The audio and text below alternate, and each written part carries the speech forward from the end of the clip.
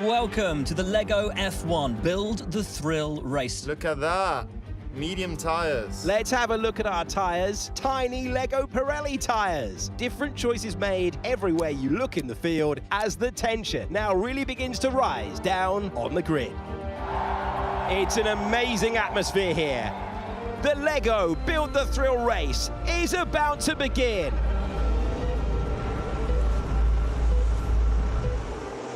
And we are racing!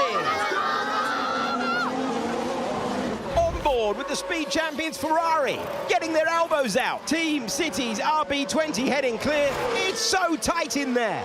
Piastri and Ocon looking on as it's 4 wide. This is a big jump ahead for the City car team. 3 more speed champions in the middle. The City team Aston Martin showing these two the way. Look at that jump. Uh-oh, we've got a wheel off. Ah, someone lost a wheel. That's a big moment. Speed champions Alpine moves past the chaos. As the cars go under the cherry blossom forest. There's already significant gaps between the cars through the tasty, tasty donut to the delight of the crowd. Will, can you explain to us what's going on down there? Our race now enters a critical phase as all the teams have to take their cars from the finish line back to the top of the course to begin another lap. We will begin lap 2 then. Fernando Alonso is glued to this race. The speed champions are still super close. Look at this from the City McLaren. What a move! Lando seems to like that. City has chases City V-Carb, then City Alpine. It's getting so tight in there. And how good was it to see the cars travel through the lit-up tunnel and the corkscrew sections? Just what our real-life drivers love to see. Really spectacular stuff. We're reaching the important point in the race where each team's strategy will be crucial. It looks busy in the pits right now. Surely time for the first stops. It's a great stop, but who will get to the flag first? Everything is on the line now. This is where winners step forward. Every move really counts now, and that's an amazing one from the City RB20. It's a really tight race all the way to the end. This is amazing. Look at the spectacular loop-the-loop. Let's see that again in slow-mo with the City McLaren.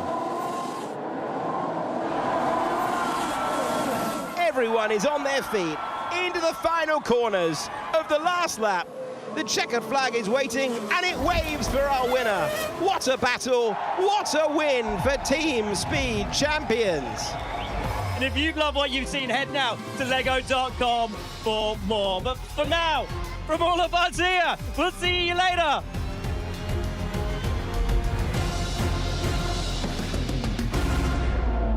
Hello and welcome to the F1 Sim Racing World Championship. We are getting ready to go racing in Qatar. Earlier on today, we saw Barry Boromond taking pole position in qualifying, and he will start the race alongside Thomas Ronhaar, who'll be hoping that he can claw back some important points in that championship battle. Waits to be seen what is possible. Let's see what the Losail International Circuit has in store for us.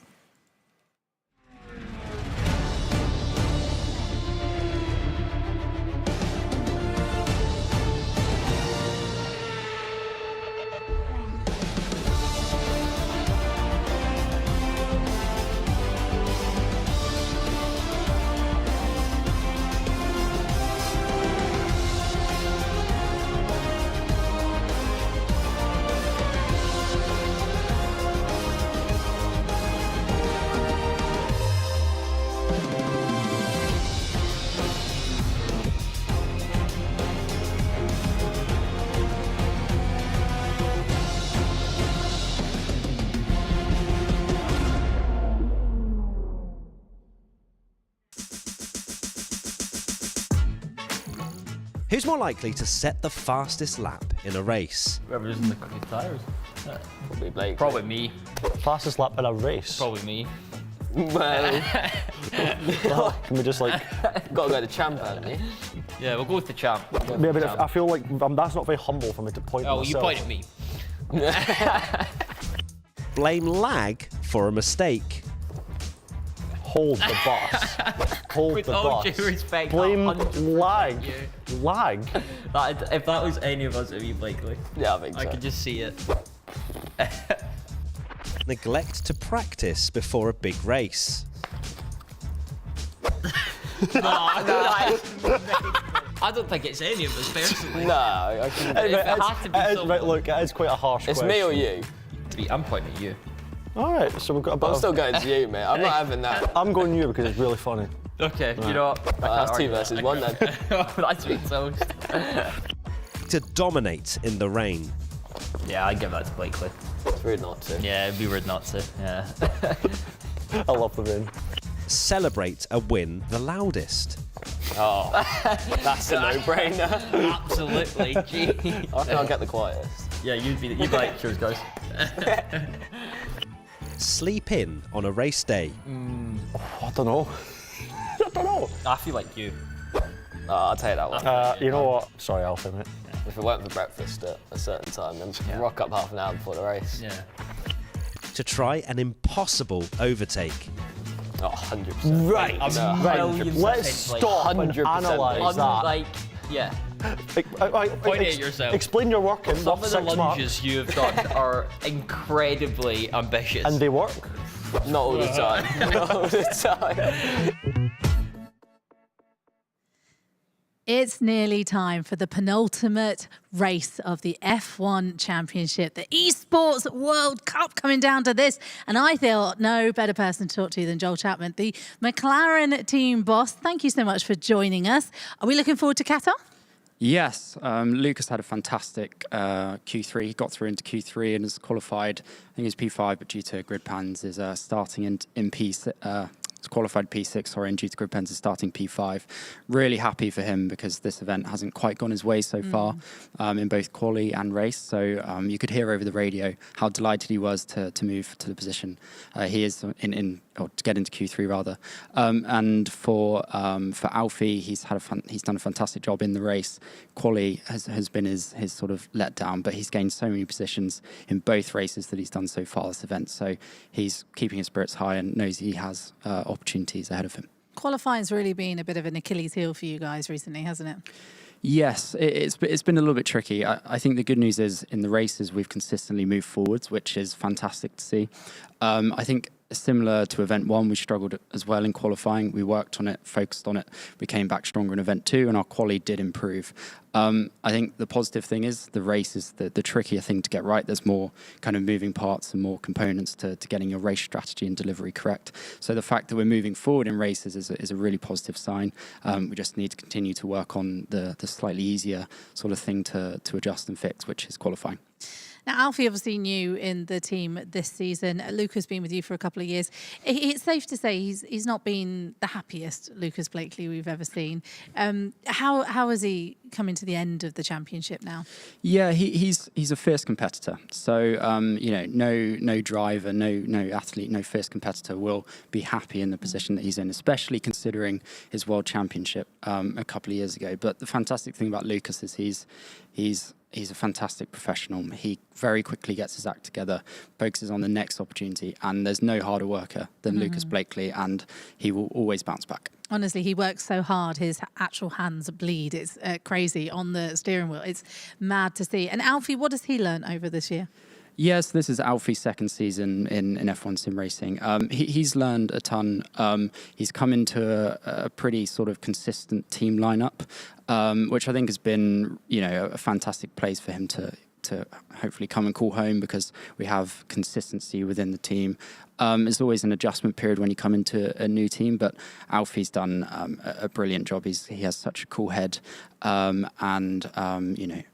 Yeah, it's just been a fantastic addition to the team and has done brilliantly for us this year. It's going to be a good race? Yeah, looking forward to it. It's going to be a good one. It's going to be good. Make sure you stay with us. Ariana, back to you. Thank you very much, Claire and Joel. Lovely way to kick off the show. And now we can welcome Alex Jakes and Matt Gallagher. You guys, I mean, This is what, the third race we're now doing of Event 3. We're well into it, aren't we? We're ready for this. We are ready, we are raring, and we have a fantastic championship on the line. Red Bull looking good for the team championship, but who's going to take the drivers? It was looking very good for Jarno Opmeer, but he's further back on the grid. He is, but we still can't rule him out, can we? It's funny how our shift of narrative of, like, of course, we're getting closer to the Drivers' Championship being decided. If Opmeer starts 7th in any other race earlier on this season, we're like, he's the danger man. Look at his Even strategy. last night, I would have probably said that exact sentence. But we're into the penultimate race. Come on now, different story. Exactly. And Ron Haas starting second. It's a great performance from him in qualifying. Of course, promoted after Lawrence got that 10th-place grid penalty from qualifying. But it's all to play for. Ron Haar needs a big result. He has to win. Yeah. He has to beat Buremand in this and hope that Opmeer isn't on the podium. Exactly that. Let's have a little look back at how qualifying unfolded earlier today.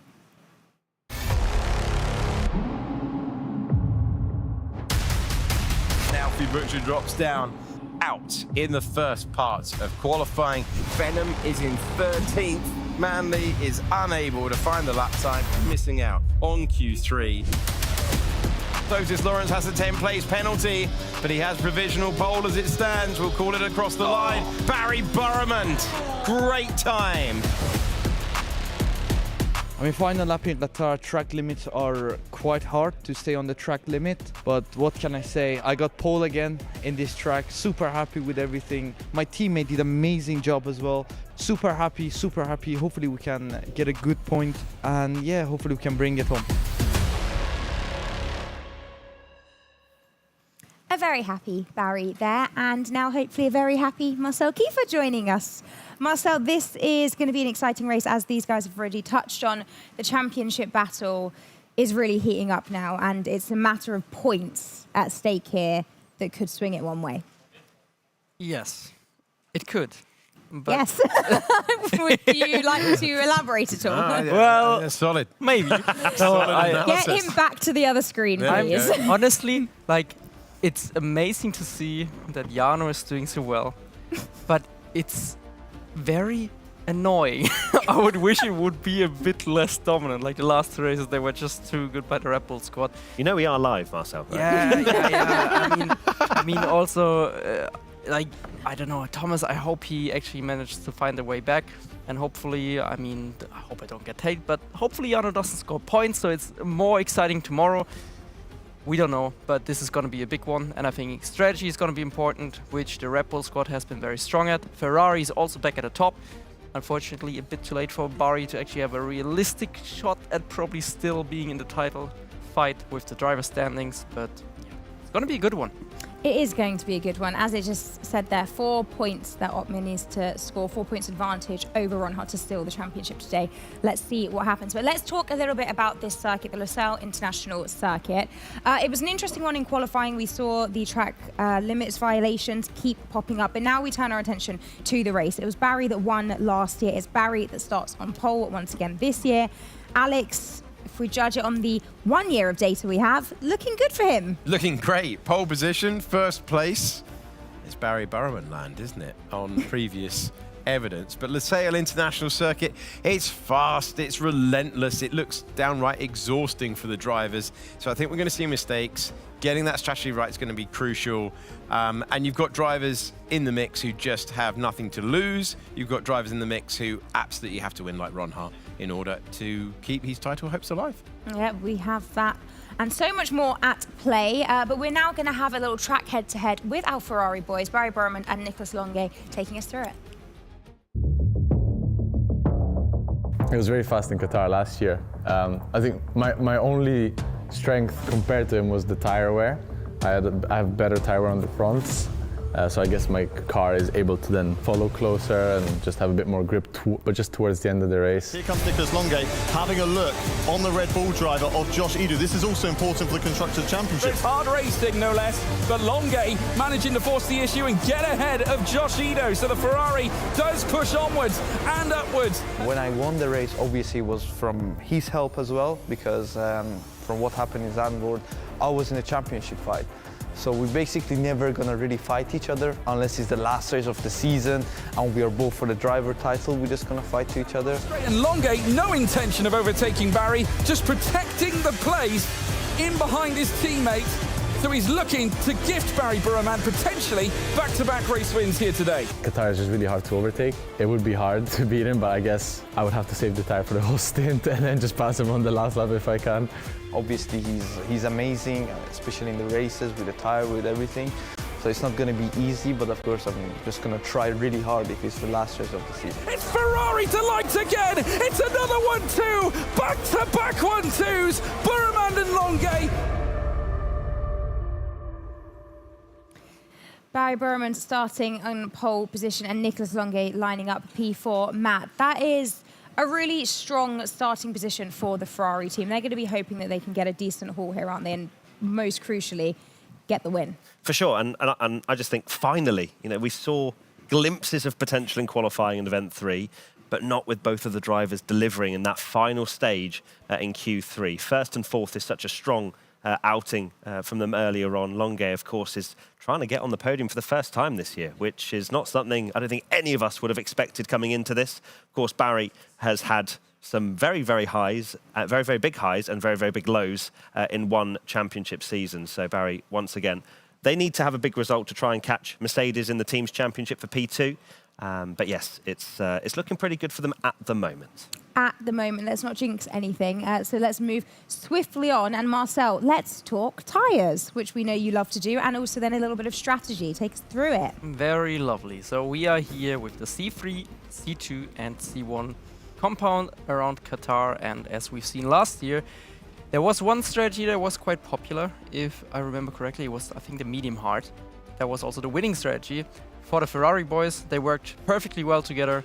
And I think we can also have a look at the predicted tire strategy for Here we go. this one. Did it again. There we go. Yeah, it looks like it could be a hard medium. But I think also the front runners might go for medium hard just to be safe, because if you go for the hard medium and cars behind do the medium hard, they will get jumped in the pit lane. And this track is, I mean, even though it's easier to follow this year, it's still not super easy. So you kind of want to hold the track position. At the same time, you want the tire advantage, because then you might be able to launch one down the inside of the hairpin in the middle sector. I think it will come down to the team and also the driver. What is this driving style? What is the team planning before? What do they do in practice at home or in the factory? Yeah, we'll find out in a bit. We will indeed. Now, there's going to be all eyes on Thomas Ronhaar, who obviously lines up on the front row. But he does have Freddie Rasmussen starting P3, and we've already seen that Red Bull know how to use Freddie to really cause problems for Thomas. And this, of course, we don't have that double trouble with Jarno Opmeer being there too, but Freddie could still cause some problems here, couldn't he?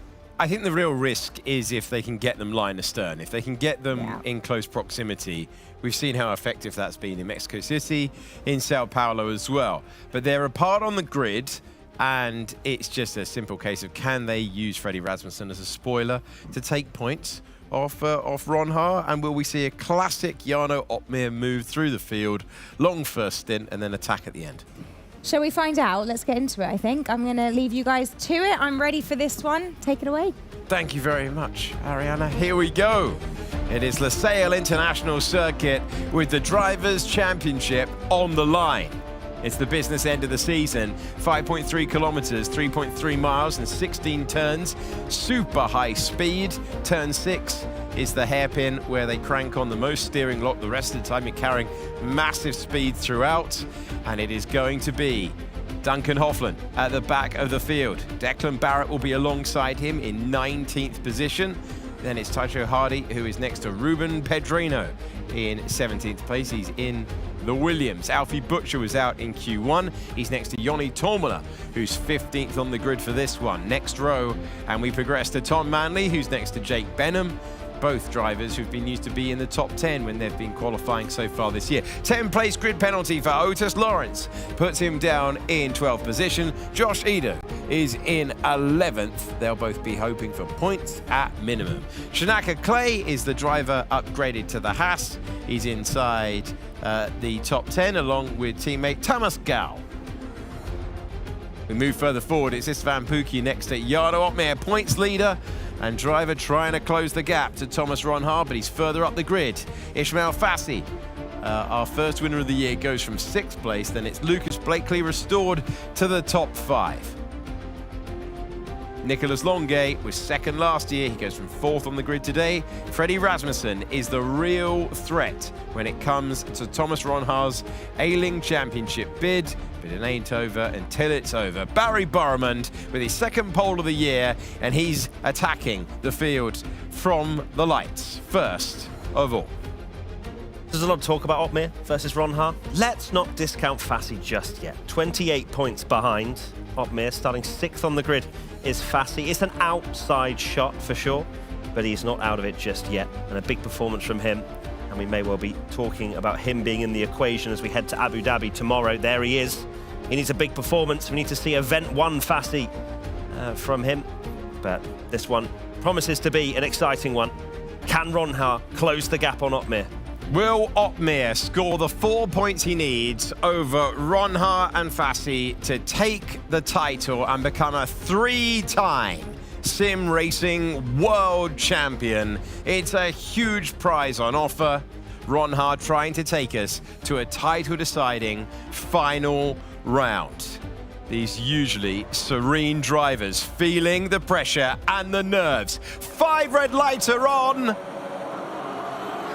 And we're underway and racing to turn number 1. Freddie Rasmussen's got a good launch off the line. He's immediately past Thomas Ronhaar, who's dropped down to 4th position from 2nd on the grid. Not what he needed at the start of the race. He goes from the front row down to 4th. It could get worse. It could be 5th. He's struggling, and it's exactly the start he didn't need. Ronhaar down to 5th. Jarno Opmeer in 6th. It's Barry Burmond next to his teammate as we move through the first turns of the racetrack. Longe, and then Burmond in a Ferrari 1-2, exactly what we had before. We're on board with Ronhaar with it all to do. He's behind Ismail Fassi, and it's not too far away. Pukki and Opmeer going wheel to wheel for 6th position. Ronhaar running on the hard tyres. No wonder he got terrible purchase off of the line, losing positions. Down to 5th goes Thomas Ronhaar. He wants to run his own race. Other drivers around him starting on the soft. Barry Burmond on the medium tyres. You can see all the tyres on the left-hand side of your screen right now. But it's the Ferrari 1-2 out in front.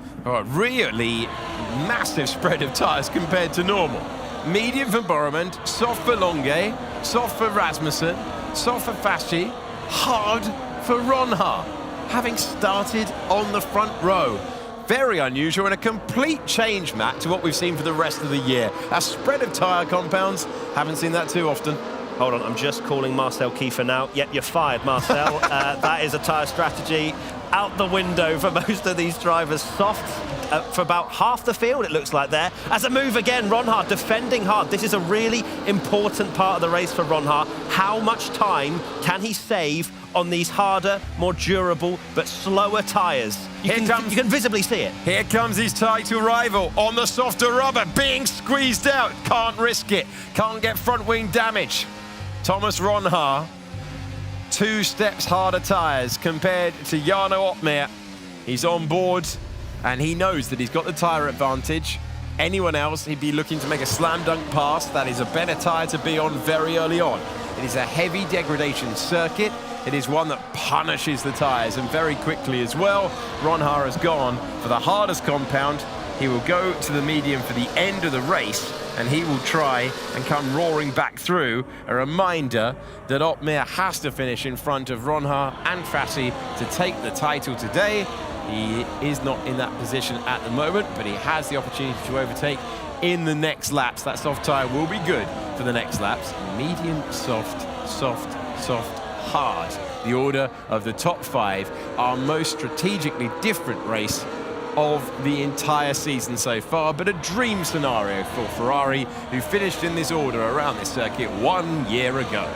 Really important for Ronhaar to keep Opmeer at bay, as there's a 1 second gap now between Rasmussen and Fassi. Fassi will obviously try and close that in so he can have the benefit of DRS, which he is doing so now. Rasmussen looking very racy indeed behind the Ferraris, and he wants to have a little go at Longe, because of course Barry Burmond on the medium tyres right now. The softs will be working better at this stage of the race.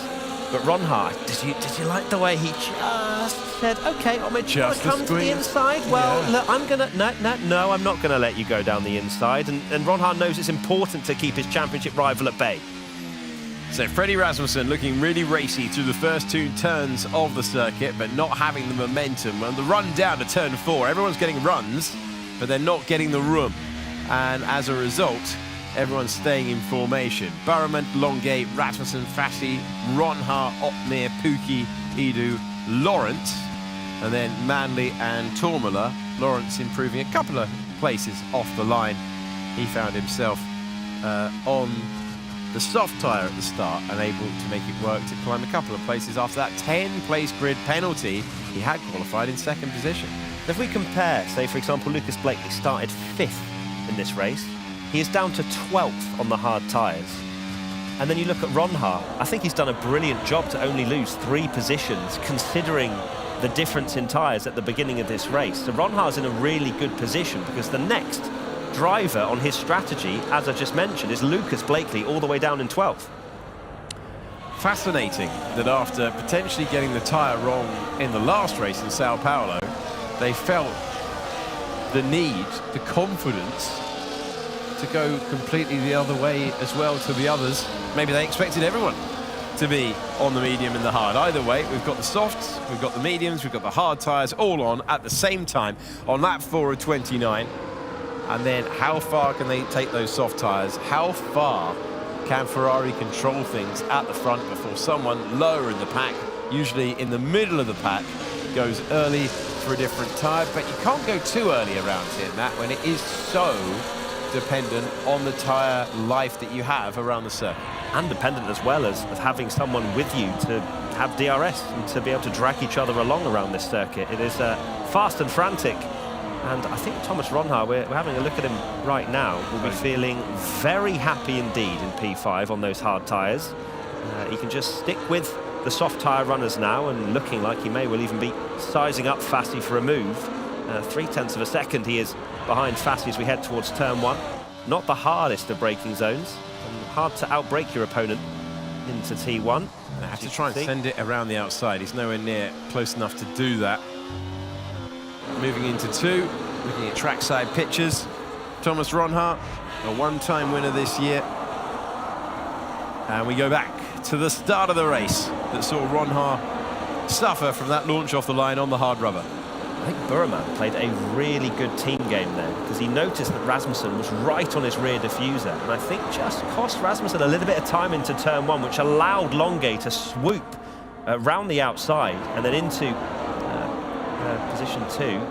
Maybe it was the inside, but either or, it was a brilliant team game from Ferrari there, and they just were going side by side to just stop Rasmussen from getting any kind of opportunity to take 2nd place, and that is how we currently have a Ferrari 1-2 out there at the moment. Barry Burman leads by 0.8 of a second. Driver trying to score a 3rd different win this year, and his 2nd in a row at this circuit on lap 5 of 29. And Thomas Ron Hart all over the back of Fassi, and he has been one of the stars of the season so far. Looks like a very good run this time around. Right in the slipstream, right in the wheel tracks. And we're DRS wide open going down the main straight. So can he look to the outside line? There's so much speed carried in. And it's going to be nigh on impossible, which I think might speak a lot to the tyre that he's chosen.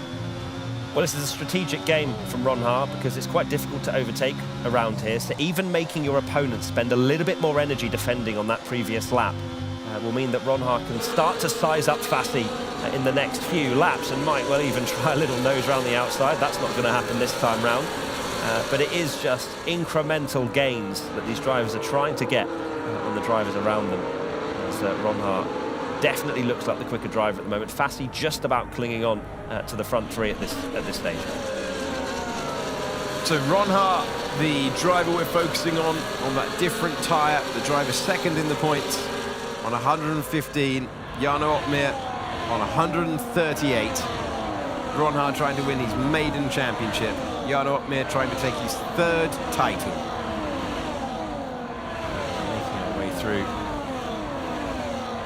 to the final corners of the racetrack. Turn 12, turn 13, and this is 14 to complete our run back to the line. And we go again over the line with a dream scenario at the moment for Ferrari. And we'll see live data for this battle. Two title protagonists, but not the drivers with the best chance. That's Jarno Opmeer, who is the driver watching on. And Ronhaar can get close down the main straight, but he cannot even shape for a move due to the high speed nature of this circuit and the high corner speed throughout.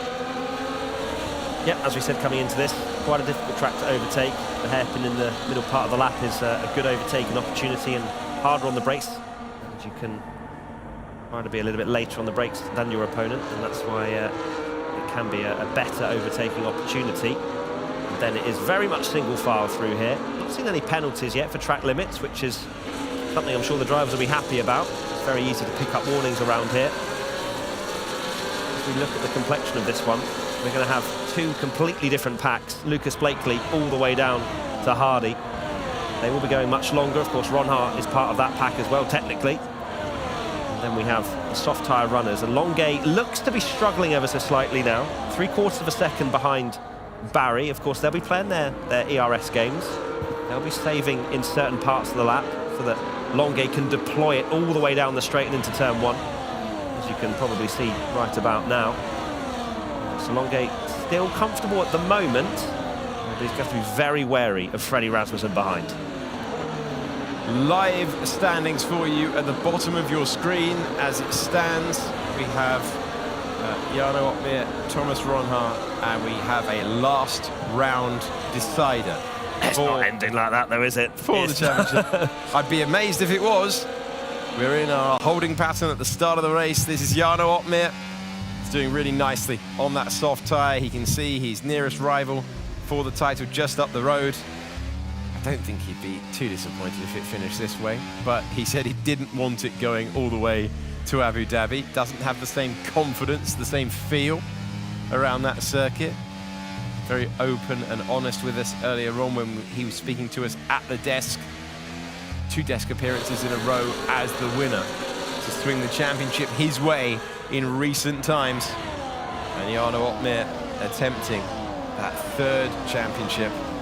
Driver trying to set a new landmark when it comes to the titles. Driver who's closed into 1 win away from the all-time record, which is currently held by Freddie Rasmussen after his win earlier on today. 15 wins in the championship for Opmeer, 16 for Freddie Rasmussen. Another lap on the board. The soft tyre runners going further and further into this 29-lap race. And soon someone's going to get twitchy. Soon someone's going to call into the pits and kick-start the crucial phase, the strategic phase that will decide this race. And if Red Bull play it correctly, could decide this championship. And soon we might see some overtakes as well, Alex. That would be lovely. When we get the element of strategy thrown in and the hard tyre runners staying out there and then coming through on fresher rubber at the end, that's when we'll start to see it all kick off. Bear with us. Lap 9 of 29. Still 20 laps remaining. The championship on the line. Plenty to play for. As Fassi now starting to mount a little bit of a challenge in front of him. He looked to be the one struggling in the first part of this phase, of this race, sorry, but that may well have just been tyre conservation, because now Fassi is entering this conversation in the top 3 as 3/10 behind Rasmussen. Longuet, once again, you can see that sort of 7/8 gap throughout the lap, and then he'll just deploy all the way down the straight to close right back up to Barry Burman. As we see here, is that 88% battery? Yeah, he's doing all right. It's Fassi at the moment in P4.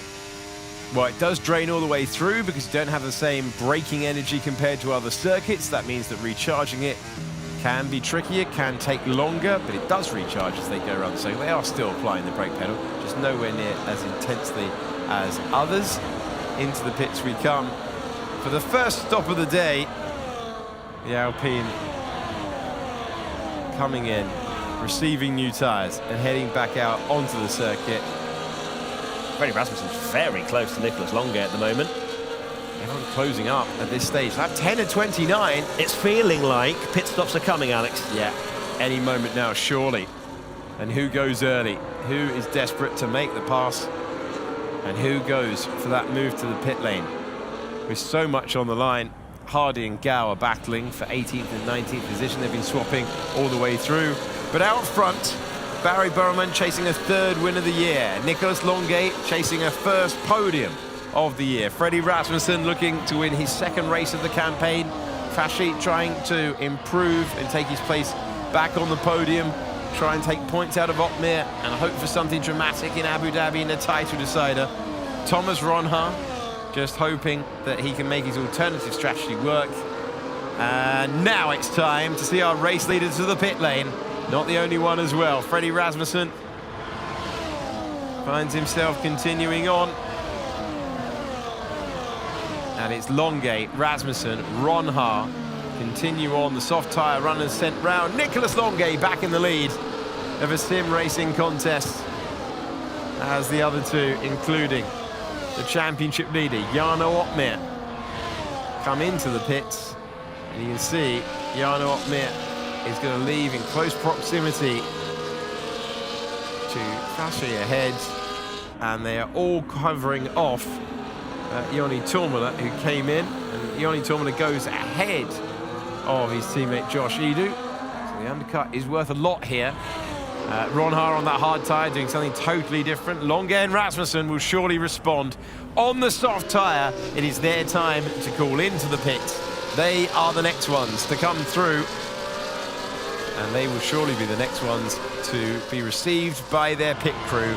It will launch Ronha into the lead for a defining stint if he is going to find himself a contender all the way to the final laps in Abu Dhabi. Opmeer on an aggressive tyre strategy. This must be the penultimate race where he wants a bit of track position and to sort out himself. And here we go then, more pit stops happening, and this will leave Ronha crucially on his own. Yeah. Which is not something I probably reckon they've factored into the strategy. Of course, he's leading the likes of Pookie, Lawrence and Manley. They're all on soft tyres at this stage. So Ronha doesn't really have many to work with at this stage. But he'll still be feeling pretty confident, pretty strong. The fact that he is now leading this race. And we'll see when he decides to pit. But let's see where the drivers that pitted a lap earlier filter into this equation. Joni Tormela's the fastest car out there. It's that type of race at the moment. You can see those who pitted earlier. Oh, it's super close on the apex. The two teammates, Nicholas Longay and Barry Burman, separated by hardly anything. And Nicholas Longay gets ahead of Barry Burman on that tyre. And that is a dramatic change then. Longay moving from the soft to the medium. And it was the medium to the hard for Barry Burman, and Nicholas Longay has track position of those who have stopped. He's at the head of the train. Yeah, wise decision from Ferrari. Longay and Burman, they realised obviously Nicholas has just come out the pits with medium tyres. So he is going to be the quicker of the two at this stage of the race. And Barry is just allowing that gap to extend, but he will once again close up in DRS and use a bit of energy to defend from behind. But crucially, yeah, Opmeer ahead of Rasmussen now with that undercut, as we hear from Pookie. Yeah, Barry will be leading out of the pits on hard.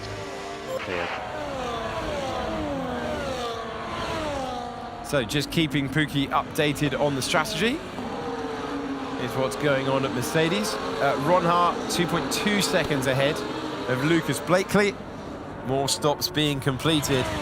The lead car to stop in the race is Nicholas Longay, chasing his first win of the season. And he's the one on the medium tyres at the moment. We'll cycle back through to the front. You can see how tight it is on the exit of the corner. Making our way behind Pookie. You can see behind the two Alpines.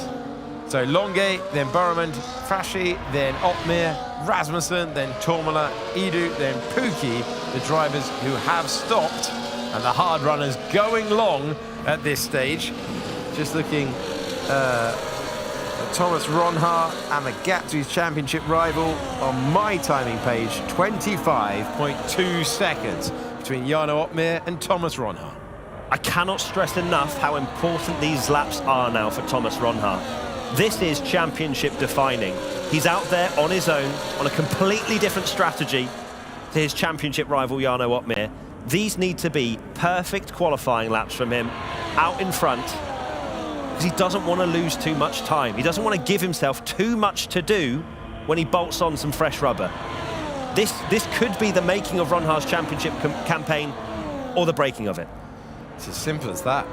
It's all on the line. It's why we love this contest so much, when it has these twists and turns. Almost a stayed out, by the way. He's going to go for an winners. overcut. We're going to have Taika Hardy in our way somewhere in the coming laps. Almost a stay. Yeah, they're talking about the Kick-Sauber entry of Hardy up the road, going to be in their way in the coming laps, was the information. That's, you can see there, Thomas Ronhaar, Jarno Opmeer. We're showing you the gap because they're the two championship contenders. Very, very tight, 24 seconds. Around a circuit that's high speed as well. So the lost time really in the balance, and just looking at that gap, it's not particularly coming down. We'll keep an eye on it, 24.6. We'll put a pin in 24.6 and we'll see whether Opmeer can make a dent. Crucially, Opmeer is trying to get by Ismail Fassi in the Williams, and suddenly it's not clear air. Suddenly there's no assistance from Freddie Rasmussen. It's a dogfight once again. It is a battle between these two competitors, and both championship competitors. Fassi's trying to give himself an outside chance, trying to take points out of his rival and do something later on to make sure that he could get within the 27 points that you need to still have a mathematical chance. 25 for the win, 1 point for pole position, 1 point for fastest lap, means that 27 to remain in contention for Fassi, who is one of our 7 different winners this year. He won the opening race of the campaign in Melbourne. I wonder if Hardy is going to become some sort of factor here.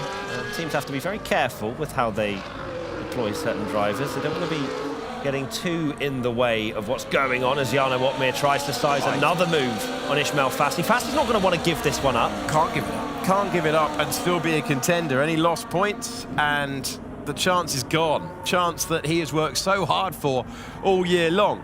Intriguingly with Hardy, so the controversy yesterday was that a car was demonstrably running off the pace.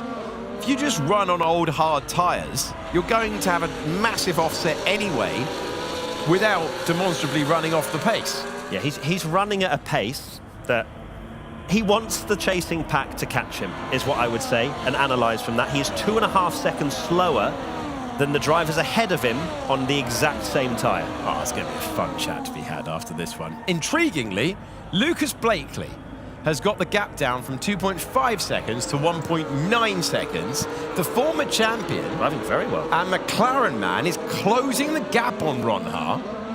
Both of them on the hard tyres. Ron Haar, very strong around here. You speak to all the drivers, they say he's very strong around here. Shanaka Clay's in the pits, which is why he's dropping down.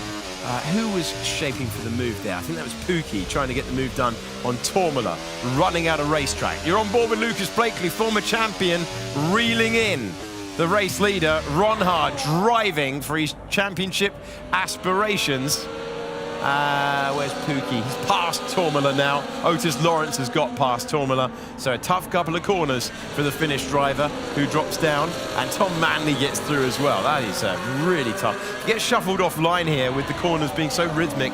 One into another can cost you multiple places. That's exactly what it's happened for the Finn. Let me give you a little bit of an insight into Thomas Ron Haar's teammate right now. 1 minute 24.9 Lucas Blakely did on exactly the same hard tyres. Hardy, 1 minute 28.5. Ooh, okay. This is going to get very dicey indeed, I believe, with a certain kick driver. Let's see how it unfolds. 5.6 seconds the gap between Hardy and Longuet. That's when he enters it, and we can see it right here. Blakely, Pedreno, they've come into pit. They'll drop down the order. Blakely coming in, peeling in to the pits. You're looking at the highest driver to stop. Thomas Ron Haar leads by 2.7 seconds, running super, super late. The gap to his championship rival is now 23 seconds. Back out on to the pit straight we go with Lucas Blakely.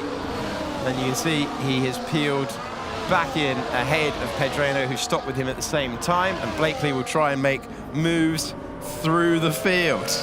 This one's so well poised with the championship on the line, Matt. Certainly is. 12 laps to go.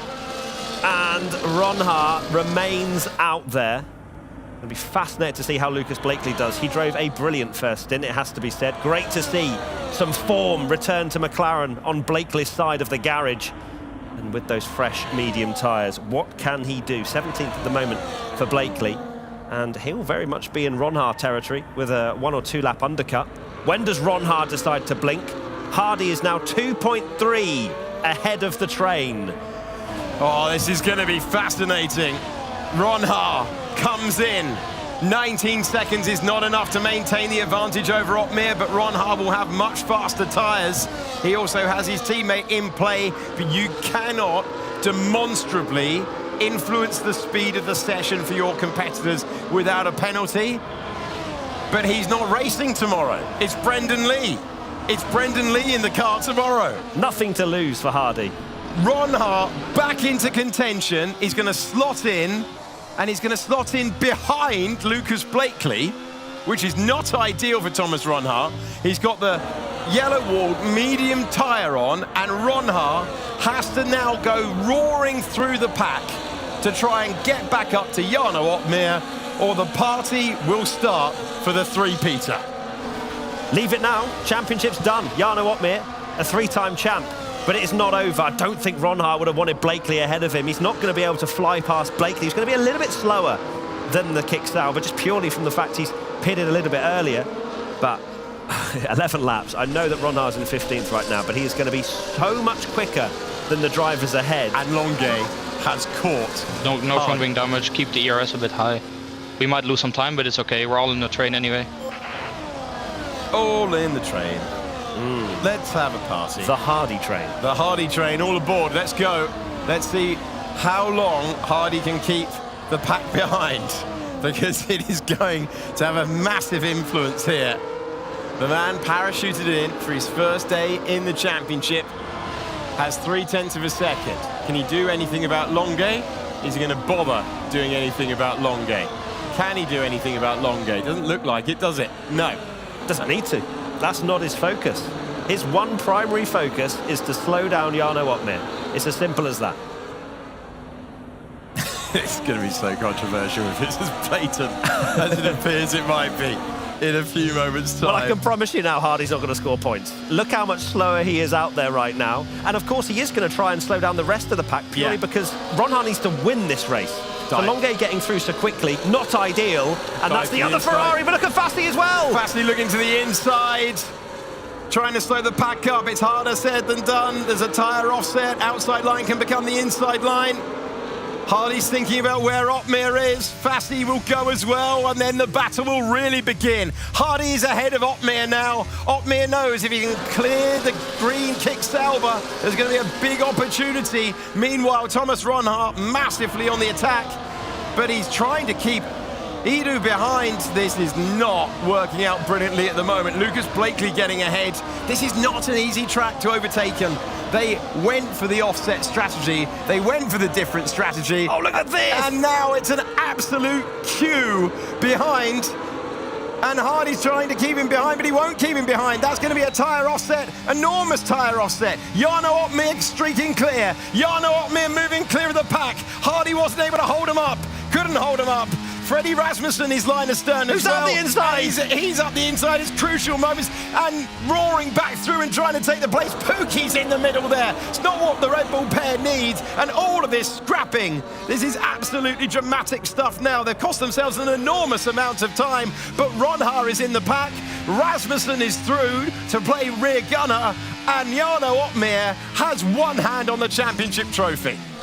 Ronha will have something to say about that, though. He's up to P11 already with 9 laps to go. It's just so chaotic out there. It's so easy to pick up damage or just run wide or pick up a penalty. Here's Ronha on Blakely. This will be crucial. This is absolutely massive for Thomas Ronha. Ah, it's so fast. There's no real braking zones. This isn't turn it into a traction race and a simple up and under. It's not that type of racetrack. They lost track position because Blakely came in one lap earlier, undercut them, and now they're on a great tyre at a great stage of the race, but it's lap 20 of 29. Crucially for Otmir, he's spent some energy and got back within DRS of Fassi. I think it was 1.6 seconds the gap after Hardy caused that bit of chaos. So Otmir's done a very good job to be back in the hunt for the victory now. Well, we're running out of time, potentially, for the Drivers' Championship battle. Ron Haar's under pressure. Pedreno's looking at him. This is not what Ron Haar needed. Oh, that's a late-braking move! Can he make his way by? Wow, that was a move and a half when he needed one. Super stuff. And Thomas Ron Haar clears Lucas Blakely with a bold move. And that is massive, because everyone else ahead is going to be on older tyres, worn tyres, tyres that he should be able to get by. And that is a huge move in the context of the drivers' battle. There's a gap now in the train, 1.5 TR now. You guys can clear it. And there's a gap now. So the gap in the train, the message. Longuet searching for his first win of the year. Burman there to pick up the pieces if those medium tyres disappear. Ferrari well placed to win for the second year in a row. Ron Haar clearing Manley. And now there is a real momentum to his charge. Next up the road is Otis Lawrence. Oh, that was so close in the background. How are they not sending each other spinning round? Shanaka Clay, Tom Manley in the background. And it's absolutely brutal. Smiles on faces. Ron Haar's up to 8th. Wow, I can't believe that. Ron Haar has gained 3 positions in 1 lap. This is not over by any stretch of the imagination. P8 for Ron Haar. Jarno Otmir stuck in 4th at the moment. In the background, you've got Lucas Blakely and Manley fighting for the final points-paying position. Into turn 1 we go, and Lucas should get that one with his pretty decent medium tyres on that McLaren. But Ron Haar, how many more cars can he pass? And oh yeah, Alex, he has to pass Jarno Otmir as well. He has to pass Jarno Otmir. He has to pass Freddie Rasmussen. It's really in the balance. It's got to get right up the road. He's got so much to do. Ron Haar up against Otis Lawrence. Ron Haar, he's clearing cars at will at the moment. He's driving on 0% AI right now, Alex. Absolutely steaming through, but he needs to. And not enough to just clear Otmir. He's got to get at least ahead as well, hasn't he? So this is going to be absolutely crucial. Can he get there in time? Can he get past Ron Haar, giving us such a moment of jeopardy at the end of this championship? Can he limit the points that Otmir has over him and take it to a final round? But more than that, can he worry all of those ahead and roar through for the win? Because there's one thing having a mathematical chance, there's another thing outscoring everyone. The 4th man of Qatar is Thomas Ron Haar, passing people at will, having the time of his life. Pressure what pressure. The next 2 are the Red Bulls. So not one team, but 2 teams he has to beat now that are both working together, line astern. Rasmussen and Otmir, and Burmand and Longuet. Yes, get past Jarno Otmir, take it to Abu Dhabi, but Ron Haar needs to win this race. Simple as that. And he has 5 more cars to go. Incredible. It's as simple as that, and it's as complicated as that. The goal! Oh, it's a late send! Is it a great send? Yes! Thomas Ron Haar clears Freddie Rasmussen, and the 2 title rivals are not separated by absolutely nothing at all. Up and under move. Rasmussen went all in trying to claim it. Ron Haar gets back ahead. It's Otmir ahead of Ron Haar. Game on for the championship of the world. Intelligent driving from Ron Haar there. He knew Rasmussen was going to come back at him, and he said, yep, go on then, ciao. Back up the inside he goes. Ron Haar up and under, up to P5. Now it's Jarno Otmir's turn. I don't want to hear after this race. Yeah, it's actually pretty simple to execute all the way through. This is everything they worked for such a long time. Behind the wheel. Hours, years dedicated to get a chance like this in the Sim Racing World Championship. And Ron Haar is closing in on his title rival. Has he still got the tyre offset? Oh, that is so close from Freddie Rasmussen into the first turn. The lead car in fourth place is Opmeer. The green one is Ron Haar. Is the tyre offset going to continue? Will there be more passes? If there is another pass, how many more could we see in the remaining laps? Thomas Ron Haar did all the heavy lifting earlier on in this race. Tries that instant move! The two title rivals hardly separated at all. And that was a bold move to get ahead. We're on board with a fourth position car, now ahead of his title rival, Ron Haar to P4. Can he win it? Did you see the camera as well? He said, let's go! As soon as he got through on Opmeer, he did exactly the same move as he did to Rasmussen. Little bit of contact, but it was measured. Ron Haar up to fourth, and he's already behind Fassi. Ron Haar is tearing into this field for fun. This is a brilliant run through to keep the title alive. It's not enough for Jarno Opmeer at the moment to claim the title. He's not too far away, though. He's in the tracks. Has he kept battery for an attack here? Fassi's trying to keep his title aspirations alive. We're on board with Thomas Ron Haar, quite literally the Flying Dutchman right now. The Williams is disappearing down the road. Where's Opmeer?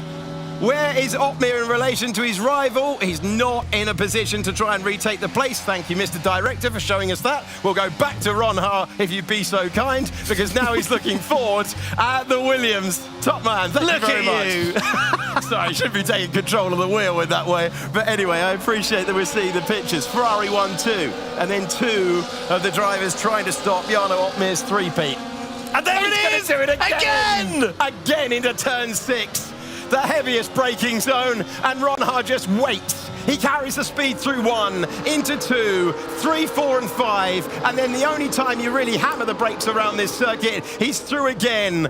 On the charge, and then some. The man who is third, with just the scarlet Ferraris between him and a famous win that takes us to a final round decider. Fassi's under pressure from Opmeer as well. These are crucial points in the championship. Opmeer knows that Ron Haar has a great opportunity to win this one. Are we renaming the hairpin Ron Haar corner? Maybe, after the amount of dive bombs he's done into there, but they've been measured and they've been great. Edu picks up a penalty, a 3-second time penalty, but he is down and out in P18.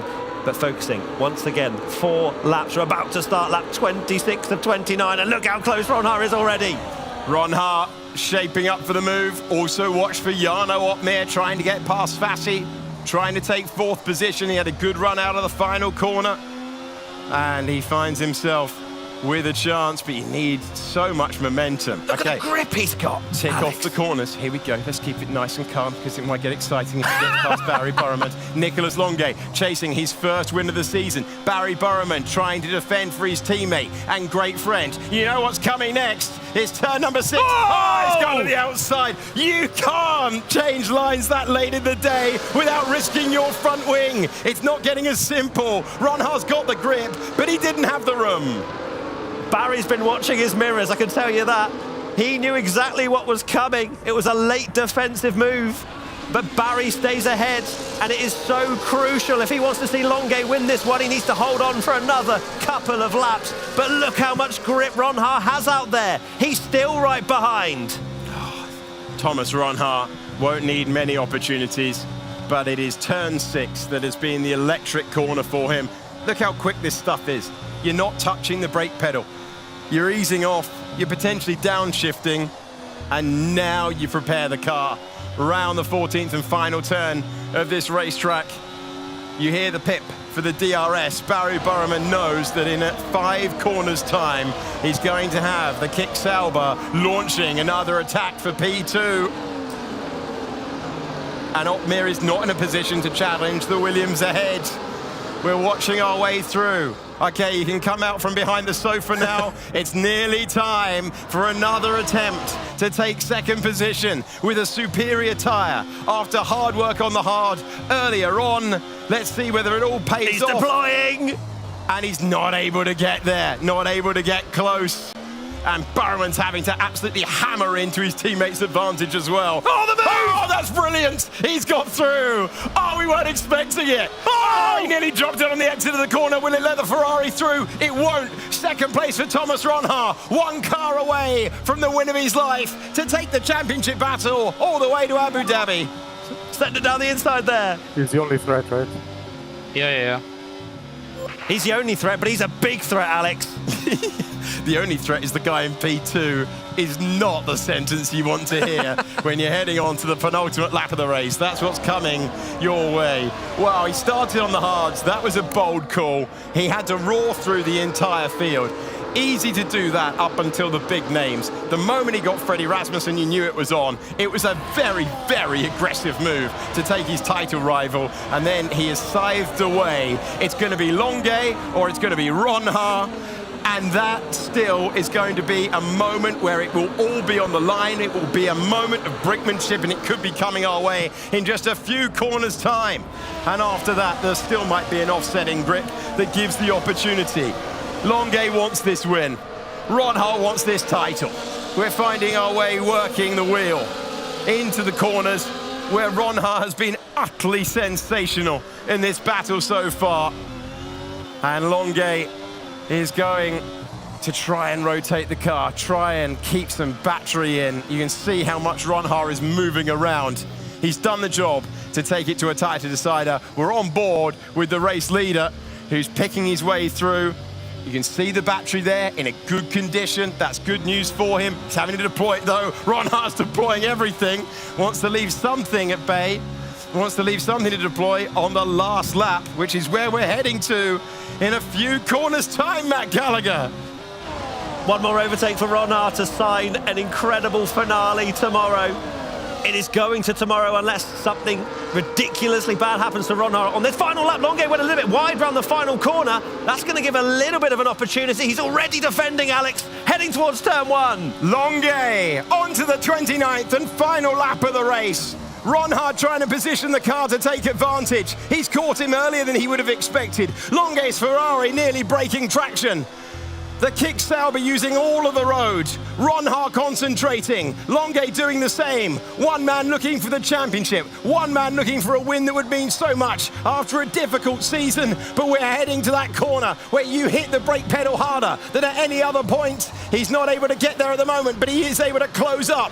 Ron Ha currently in second place. Can he heap the pressure on? Are there any more corners that he can use to try and take first place in the race? It's a 5-lap difference of medium tyres. Ron Ha has all the grip available to him. Can he find the moment? He's getting to the inside. He makes contact. He brushes by. He takes the lead. Thomas Ron Ha takes the lead on the last lap. And Longuet will try and fight back, but I'm not sure there's a way by. Thomas Ron Ha has roared past all of them in the final corners, and we're heading to turn number 12. Longuet will be denied on the last lap. Thomas Ron Ha will get to the 14th and final turn. He will rotate the car into the right-hander, having overtaken nearly all of them. We will see you tomorrow, because we've got a title decider, thanks to Thomas Ron Ha, the sensational winner in Qatar, and still a contender for the title. Can you believe it? What a drive from Thomas Ron Ha. As you said, Alex, had to pass pretty much the entire field. He went on a strategy on his own. Hard tyres at the beginning. And wow, I know for a fact there'll be some conversations. Was Ron Ha's moves legal? There was contact out there. But right now, all we can do is applaud.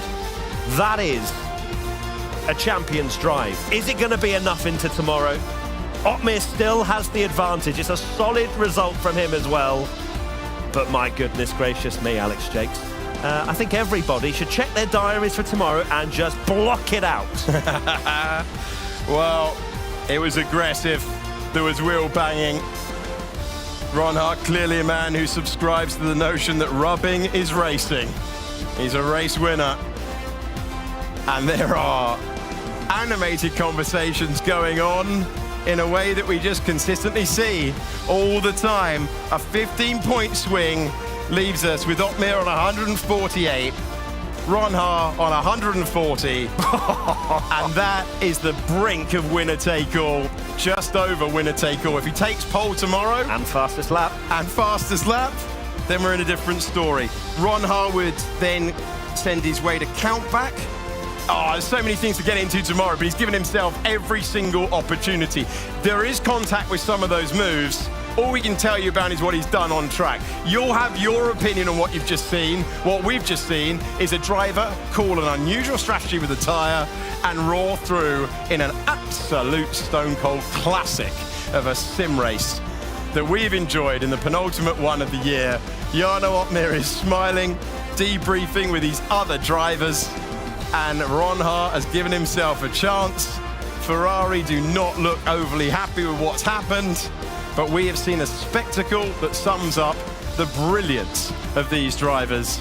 So close, so tight, and in the end, Ron Hart all the way to the flag in the lead. The driver who won it by half a second. An extraordinary contest, and we have watched something pretty special. You can feel the energy. You know, I think we're hyped up. Of course, Ron Hart there, he can't believe it. I think, well, once we get to speak to him in a moment, we'll of course ask him the questions about his moves, about how he was feeling during that one. But we did wonder, didn't we? Has he left it a little bit too late? Has he got a little bit too much to do around a track that's not easy to overtake? Some of the moves he pulled at corners, just don't expect to see side by side. Well, that's the drive of a man who knew that he just needed to make incisive passes. That is an absolute race and a half, full of great overtakes, full of controversy, and full of brilliant competitors, one of whom, Nicholas Longuet, in conversation with Claire Cottingham. A day, of course, for Ferrari to remember. It is 2-3, rather. Sorry to put a little salt in that wound. It was a 2-3, of course. You, at the end, just let your teammate through for championship points, but it was such a stellar drive from you. And unfortunately, Thomas Ron Hart behind, he was taking no prisoners. Yeah, there was not much more I could have done in that race. I think we drove it perfectly from start to finish. Obviously, Taiko helping, slowing everyone down for Thomas, helped him a lot in the fight back. When we knew it was going to be hard to keep him behind, but I saw that it was going to be possible with the ERS advantage that I had at the end. Hopefully the stewards do their job. I saw that it was pretty aggressive with the moves. I'm not sure what happened behind, but I know from my perspective, I'm not sure if it was too much of a fair move. But it is what it is. 2-3 still good points for us, and keeps us alive for the Constructors' Championship tomorrow, fighting with Mercedes as well. So yeah, still one more race to go. So we don't think this kind of decision is over at the moment? You think there could have been a few issues with what Thomas Ron Hart did? I mean, I hope so. I mean, I'd be very disappointed if there wasn't even a conversation with the stewards. I mean, it's something we got to look at. So yeah, I can't really go too much into detail. So yeah. On the plus side, a positive penultimate round for Ferrari, obviously with Barry getting pole position as well. It is a bittersweet ending, I suppose. Yeah, I don't even know what to say. I mean, we still got 2-3, which it's sad to see that we're not feeling that happy. I mean, we just had it on the grasp of our hand, the 1-2, and it could have helped us even more for the fight tomorrow. But it is what it is, and we'll wait. It's still going to help you now. I'm going to let you get off and bring your teammate in, if that's right. Thank you, Nicholas. Barry, let's bring you in. Come on in. How are we doing? We look stressed. Second place. Yeah, not bad. I mean, Original is probably third. Thanks to him, my teammate let me pass. Because in case I'm fighting for like P3 or P2 in the driver championship, I can get it. But yeah, I mean, nonetheless, it was a good race. We tried to manage it, and I think it was Kick tried to play the team game. I mean, obviously, it would have been quite hard to win the race, Thomas having such a big tire advantage. I mean, at the end, there was some moves. It was quite borderline, a little bit dirty, I guess. But I'm just going to wait for Stewart to see what happens. I mean, even if nothing happens, I guess P2, P3 is quite good. But I mean, most likely probably should happen, I don't know. But I mean, if it happens to win the race, still is Nico's win. And yeah, I'm just super proud of the team. We got the strategy quite right. We were working quite good together, like last year. And yeah, it was a good race. I was going to say the strategies were really wide open. There was people starting on all sorts of tyres and then changing things here and there. And it seemed, I know obviously Thomas got you guys in the end, but it seemed like it was a really good strategy call from Ferrari. Yeah, obviously. I really like this type of tracks that you can use all the tires and actually get a good result with it. So it's just all about what is your plan for the race. And I think we planned it quite good. And yeah, I mean, at the end was we were managing the whole race, and yeah, we just need to see what happens in the stewards room. Some positives to take from this race, though. I know we keep mentioning the stewards room, but it's still, even if it stays as it is, it's a second and a third for Ferrari, which is great. Yeah, obviously second and third is just never bad. You know, it's a huge point. But yeah, I mean, I just yeah, I'm a bit upset not because of the stewards room. It's just Brazil. I'm just a bit upset because of that. Simple as that. I'm not really upset about anything. It's just that tiny mistake costed me even fight for the championship probably tomorrow. So yeah, just a little bit upset because of that, but nonetheless, yeah, good race, good race. Okay, we shake it off and we go again tomorrow. Thank you so much for talking to me. Yeah, thank you too. My goodness, what a race that was, and I'm delighted that we have with us our race winner, Thomas Ronhaar, after an absolutely sublime performance there. Thomas, huge congratulations. That was quite the drive. How are you feeling after that? Have you had a chance to breathe? It still hasn't really come to my mind yet that I won the race. From, I think, out of the pits, I was 17th, 18th. I was not thinking I was going to be anywhere near the top 3 or 4. But of course, we had something planned before the race to, let's say, make my strategy, let's say, work better than the others. Of course, Tigo stayed out longer. His race was pretty much over from that one onwards. He didn't quite have the pace, so he decided to help me out. In the end, it worked out really well because I think Jarno and Freddy got hold up really a lot. I think I was on 2 level tires and I was right behind Jarno. So yeah, worked out really well for me, and I'm very happy to take the win. Talk me through the hairpin moves, because I don't think I've seen so many moves than that ever. And then there were some other ones that were in places that definitely shouldn't have overtakes, but that's because of your tyres. And I think we might even see the highlights now. So talk us through the ones that were going on here. Well, that one you saw was on Jarno. I think that was a really good move. This one's not on the broadcast, but yeah, as you can see, fully went for it. Made the car just about stopped, and then here on Barry, tried to get a good exit and sort of. I mean, I made the apex perfectly, as you saw here. It's just the tyre advantage. He opened the door, didn't he? He was like, oh yes, please. I nearly lost it on the exit, and then here, I would say that was probably the most aggressive one I've done this race. Like I said, in the scenario I'm in, I have to go for it. And yeah, in the end, what the outcome might be, we'll see. I think it was a very good move. I think it was on for sure. And yeah, like I said, I'm very happy to take the win. The moves I did was kind of like event 1 Jeddah, but a bit more, let's say 10%. Ronhaar the aggressor, I think we called you. But yeah, I had to go for it. It's the penultimate of the championship, so it's yeah, you have to go for it in this scenario. Were you surprised to see the lack of hard tyre runners around you when everybody went onto the grid? No. No? So that was... I think I was going to be the only one on hards because of the strategy we were going to do with my other teammates. Yeah. Yeah, Lucas and I think both Hasses were on hards, but they were a bit further down, so I couldn't quite work together. And talk us through your mindset when you were 5th, I think, in the opening stages of that. When you saw everyone around you on softs or mediums, where did you expect to fall back to compared to where you actually fell to?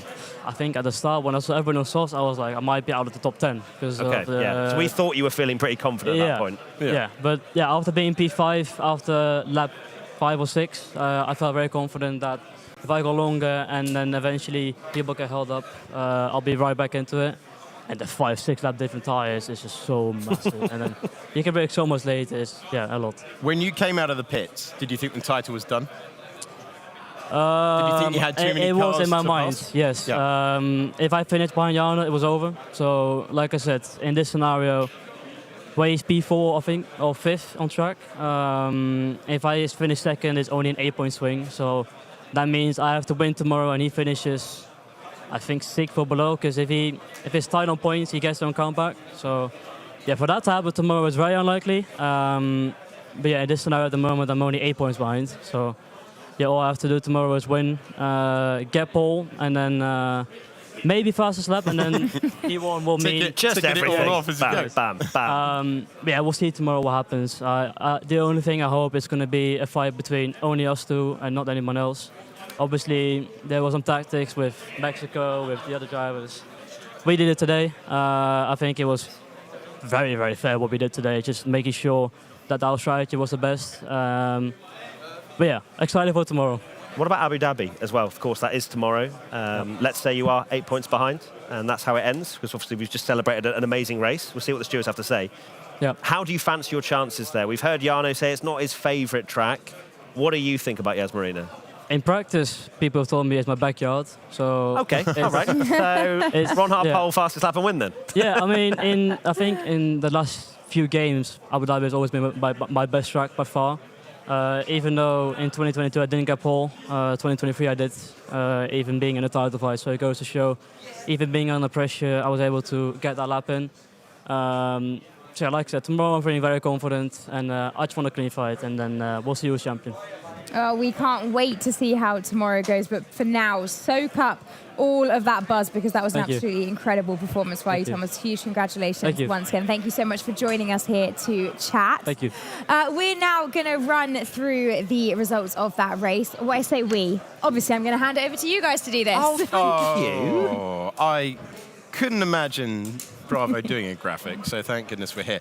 Thomas Ronhaus won the race in spectacular fashion. He's passed almost everyone to take the 25 points in the win. Look at the gaps on the right-hand side, just to see where he might drop if there was a penalty of a second added.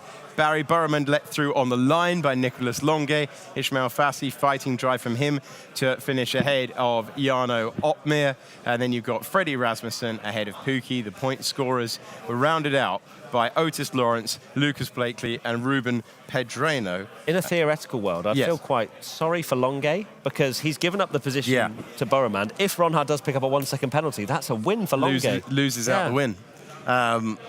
Yeah, surprised they did that, but they're great friends and they've worked together all the way through. Barry was working with Nicholas, but anyway, that's what they've done. Ruben Pedreno with the final point scored for Williams.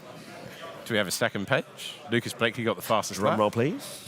I'm sure we do have a second page. There it is. Because I saw the other 10 racing out there, and they included Duncan Hoffland, Alfie Butcher, Jake Benham, Declan Barrett, and then Shanaka Clay, Yoni Tormula, Tom Manley, Thomas Gow, Josh Edu, and the man who played the game for the team. The Tyho train. Tyho Hardy, who was able... look at the gap, 33 seconds off the back of the end. It leaves the drivers... They just lack pace, Alex. It leaves the driver's standings looking like this. Jarno Opmeer has the advantage. I'm not sure they're right. That's not right. I think it's 8 points as it stands between those two. Let's bin those. Let's get rid of those Let's bin graphics.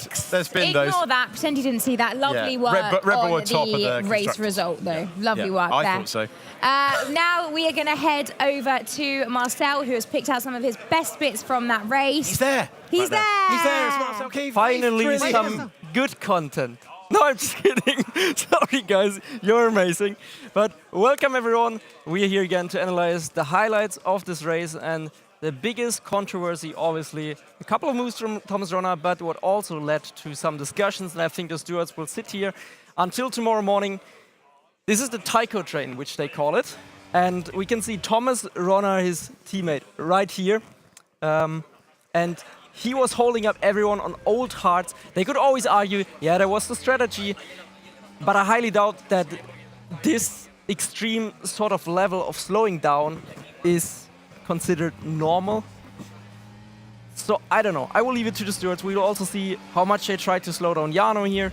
I don't think it was excessive, but it still made a difference. In the end, the order didn't change much. It just helped Thomas with catching up to the pack a little bit quicker. Then we are starting with Ronner's pass, his first pass on his second stint, which was the crucial race-winning stint. And that is on Lucas Blakely, where I was surprised that Lucas, usually a quite aggressive racer, he did not defend at all like they were working together, which they obviously didn't. Great move from Thomas, no contact there.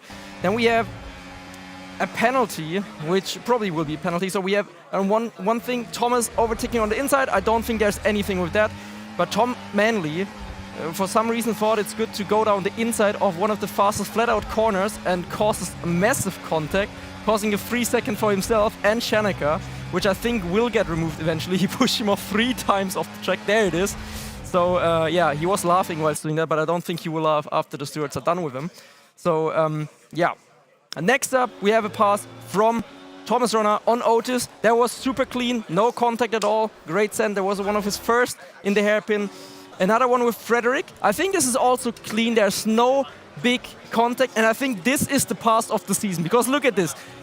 Freddy is trying to help out Jano, his teammate. He's going deep, and Thomas does the switchback. That is ridiculous. What a move that was. Honestly, for me, pass of the season, and now we're getting into the championship fight. Jano and Thomas goes very late. We could see Jano kind of holding the middle of the lane, moving over to the right because he doesn't think he's going for it. Then he's realizing it doesn't go fully to the right anymore. And in that moment, obviously, Jano also starts to turn in. Thomas does his usual full lock to slow down the car. There's a bit of contact, wheel banging. Now what's interesting, you can't see that fully from Thomas's onboard. He gets the move done. But I think Jano played that quite smart. He's trying to make it look like Thomas actually pushed him off, which I believe was not the case. It was aggressive, and he can always argue that he used him to slow down because of this contact on the inside. But now he's opening the steering wheel and then turning more again, driving off. I don't know. I don't know if that was smart, if that was actually the consequence of not having enough grip. Is that really pushing off the track, or is that trying to maybe get him more in trouble? Let's see what the stewards have to say about that. Then we have another pass, late send on Fassi, which is crazy, but I think it's still fair. Good overtake with the way the handling works on this game. Then we have the onboard also here from Ronner, from Jano. I don't think there's going to be anything for that. That's actually perfect execution with his late send. Oopsie, sorry for that. And now we are getting into the more feisty stuff with the Ferrari boys. There was a great send on Barry after it didn't work out, and then he nearly lost it. We also have the onboard from Mr. Bromand, who's still in the fight for a couple of important points for P3, P2 in the championship. There we see him. They make a bit of contact, and then Thomas suddenly, I think he pressed the overtake button too quickly on acceleration and didn't expect the car to get any wheel spin, but it happened, and then Barry nearly had a launch at him again. Didn't work out. And now the final big overtaking moment. This is crucial because we've heard the Ferrari boys complain. That's usually not a corner where you actually go for moves. So I don't know. It's the last lap. He's obviously trying to get the win. Otherwise, he knows Jano is pretty much champion already with the way Jano performed this event. So he's going for the inside. You could, in some way, argue that he's getting alongside early enough. Then Nico's also doing the wheel locking, slowing down. And with that, he's pushing far. This is probably going to be an incident where he could get a pen. Oh, but it's difficult. It's difficult to say. Let's have a look at the onboard from Nicolas Longue, where you can actually see when he locks the wheel, and suddenly, yeah, I mean, okay, that actually looks like there's no space at all. From his POV, it looks way worse than from Ronner, but it wasn't the best move. He had a couple of great ones, and also from behind. From behind, it doesn't look actually that bad, but from Nico's onboard, it looks very bad. Let's see what the stewards will do tonight. It's going to be a long night for them, and at least it was exciting for the viewers and us out there. Back to you guys. Thank you, Marcel. What everyone at home can't see is that Marcel has an absolute audience who are now applauding him Look at all of them. for his work there. So very nicely done. We need to bring you some breaking news because we have just heard that Thomas Ronner has received a penalty. And as a result, that changes the race result and, of course, changes where we are in the championship. Going to hand over to you guys to talk us through which of all those moves that Marcel just took us through the penalty is for and our thoughts on it. Okay, so it's a 1 second penalty for a dive bomb move from Thomas Ronner on his title rival Jarno Opmeer, turn 6, where we've just seen all of the moves reviewed by Marcel Kiefer.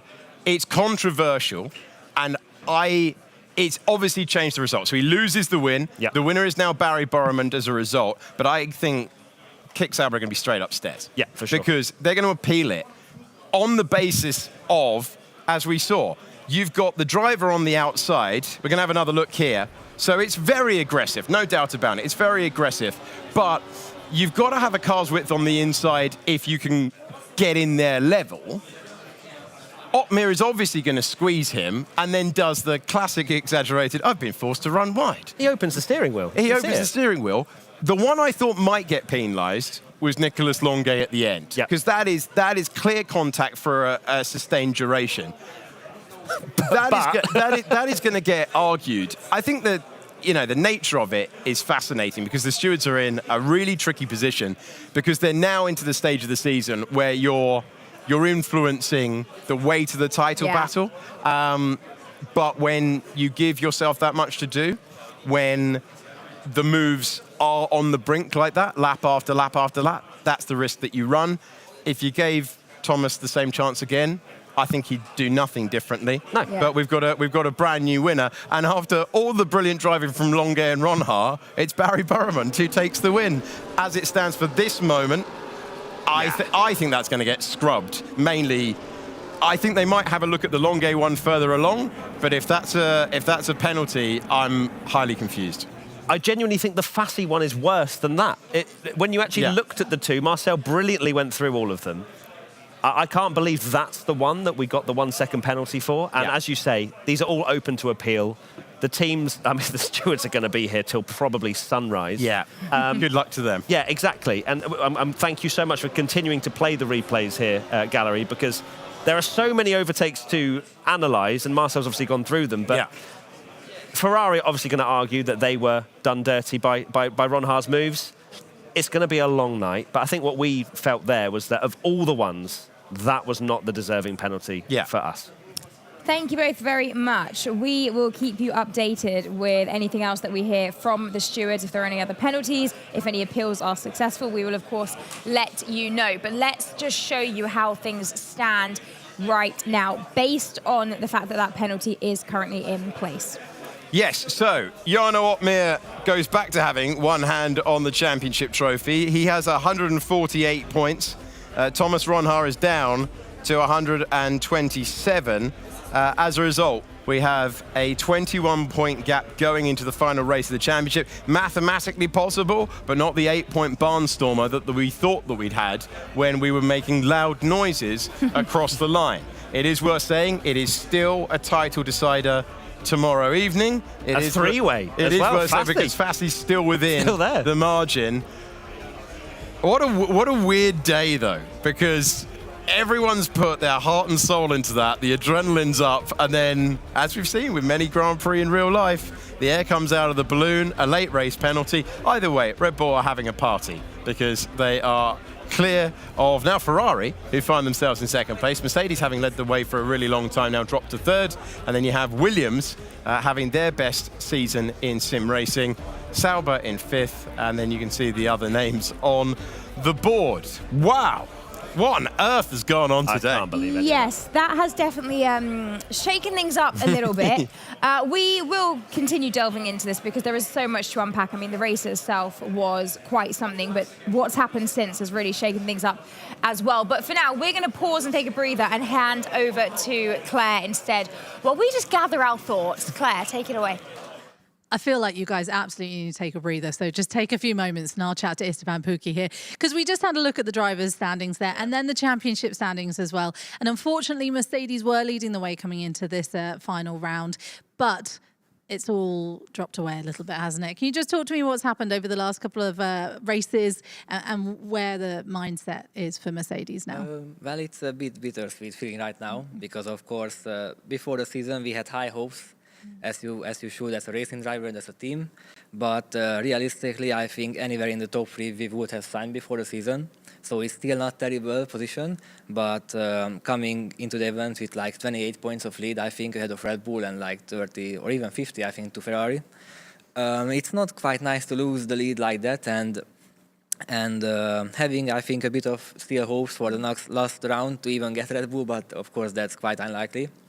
And right now we are just focusing on keeping Ferrari behind us, or actually now we have to overtake them as it seems we are 2 points behind. With the Drivers' Championship before the season, I knew I'm not going to race on all the races. So I didn't really, I have never really thought about it like I'm going to fight for the World Championship this year. So it's not something to set about for me. But tomorrow there is still a day, still a race, and it's gonna be Jake and Donny racing, and I have my full trust in them and the team. So 2 points is not a lot to gain, and we will try to catch Ferrari. So your season is over now. Yeah, You're actually, done. yes. You can go and have a drink and chill out tomorrow. You don't even need to come in. I could. That would be not. I don't think you can get away with that. Yeah, that wouldn't be nice. How would I phrase it? Whatever. So yeah, I will come here and cheer for the guys and help everywhere I can tomorrow. Okay, so the camp is pretty okay at Mercedes at the moment. You're feeling pretty good still? Because I know there's a lot of work that went into getting to where you guys were, and also over the last couple of weeks spending time at the factory. It's been incredibly intense, I bet. Yeah, we spent a bit more than 2 weeks in England altogether right now, or Jake even more. Because So you're done with each other now? Too much time together. Sometimes yes, sometimes no. But of course, in a relationship, it's like this. So it's not a real relationship, as they say, if you don't fight with each other. True. But yeah, I think we got close to each other. We like each other, and we try to help everywhere we can.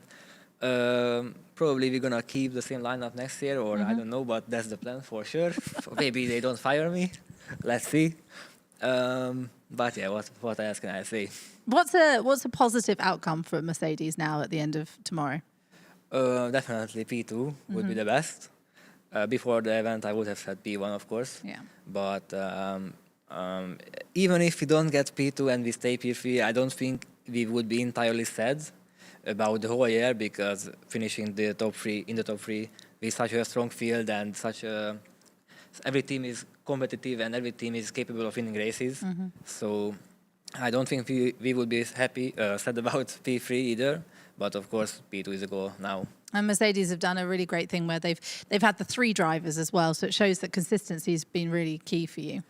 Yeah, well, we have all been kind of on the same pace. So it was really tough decision for a team, I think, to decide who drives where and what tracks people get. And it was very hard for them, I think, to get comfortable with everyone, how many tracks we drive. So especially before the first event, there was a big inner competition between us drivers to fight for the tracks. Yeah. But in the end, it has been sorted out, I think, quite nicely. Like almost equally, everyone got their races. So I think it's pretty fine. Yeah, I think it's worked out well. Let's see what happens tomorrow. I'm excited to see if you guys can manage to pick up a P2 in the Constructors. Fingers crossed, of course. Hopefully no more breaking news has happened, but let's head over back to Ariana, because who knows in this championship? Thank you so much, Claire. Well, we've caught our breath. That was quite the day, quite the race there, and that is where we will leave things for tonight. And we will see what unfolds over the next few hours. As these guys have said, I think the stewards are going to be very busy. I think if people check social media at like 4 a.m, I'm sure the F1 Sports account will post something around. They should around be there. able to make it back to the hotel for brekkie. So, priorities. Thank you so much for joining us at home. Thank you, Claire and Marcel, for all of your coverage. And thank you too, as well, Alex and Matt, for keeping me company here on the desk. That is all for today. What an action-packed day. We go into tomorrow with championships to be decided. Make sure you join us. We're back on air at 6 p.m. to go racing and qualifying, of course, in Abu Dhabi. But that is all for a jam-packed day. Get some rest and come back tomorrow.